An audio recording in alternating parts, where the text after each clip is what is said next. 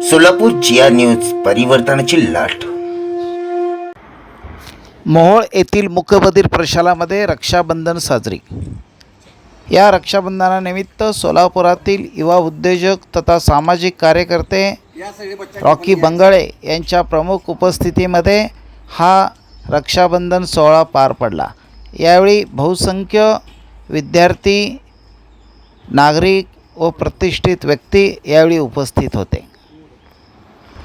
या प्रसंगी मूकबधीर शाळेतील विद्यार्थ्यांच्या हस्ते रक्षाबंधनाचा कार्यक्रम संपन्न झाला।